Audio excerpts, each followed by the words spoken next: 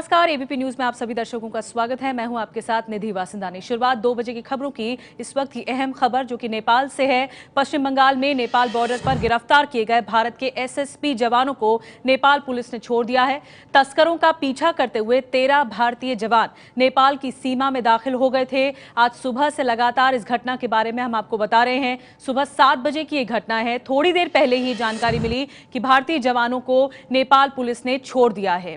जी हां, थोड़ी देर पहले ये जानकारी मिली है। एबीपी न्यूज संवाददाता नीरज राजपूत इस वक्त हमारे साथ और ज्यादा जानकारी के साथ जुड़ गए हैं।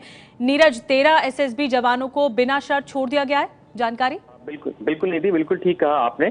अभी कुछ देर पहले ही जो एसएसबी के डीजी हैं बीडी शर्मा, उन्होंने इस बात की पुष्टि की है कि 13 जवानों को बिना किसी शर्त के नेपाल पुलिस ने छोड़ दिया है। और ये भी बताया कि इस पूरे मामले में उन्होंने कोर्ट ऑफ इंक्वायरी के ऑर्डर किए हैं, जांच के आदेश दिए हैं कि आखिरकार किन परिस्थितियों में जो एसएसबी के जवान थे वो नेपाल की सीमा में घुस गए थे। हालांकि उन्होंने खुद ये कहा कि वो तस्करों का जो वहां से डीजल चोरी करके भारत से वो नेपाल ले जा रहे थे, उनका पीछा कर रहे थे। और उन्हीं पीछा करते हुए, क्योंकि वो नेपाल की सीमा में घुस गए थे, इसलिए हमारे एसएसबी के जवान भी 2 घुस गए थे।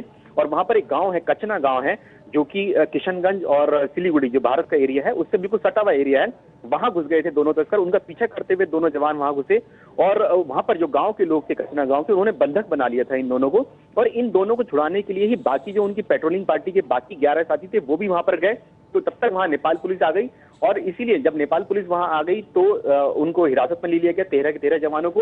लेकिन जब आला अधिकारी एसएसबी के जो जितने भी आईजी ऑपरेशंस, आईजी जो सिलीगुड़ी के हैं, बिहार के हैं, उन्होंने बातचीत की नेपाल पुलिस से, उसके बाद उनको छोड़ दिया गया। करीब 12:30 तो नीरज वजह बता रहे हैं किस तरह भारतीय सैनिक नेपाल सीमा में चले गए थे, लेकिन अब एसएसबी ने भी जांच के आदेश दे दिए गए हैं और ये भी कहा गया है कि इन वजहों का पता लगाने की कोशिश होगी कि आखिर नेपाल सीमा में क्यों गए भारतीय सैनिक। उधर नेपाल में भारतीय न्यूज चैनल के प्रसारण पर रोक लगा दी गई है। नेपाल की माओवादी पार्टी के दबाव में केबल ऑपरेटरों ने यह फैसला किया है। दरअसल भारत और नेपाल के बीच पिछले दिनों से तलखी बरकरार है और इस तलखी की वजह से नेपाल में भारतीय चैनलों और भारतीय फिल्मों के प्रसारण पर रोक लगा दी गई है। नेपाल में पिछले 3-4 महीनों से मधेशी आंदोलन चल रहा है।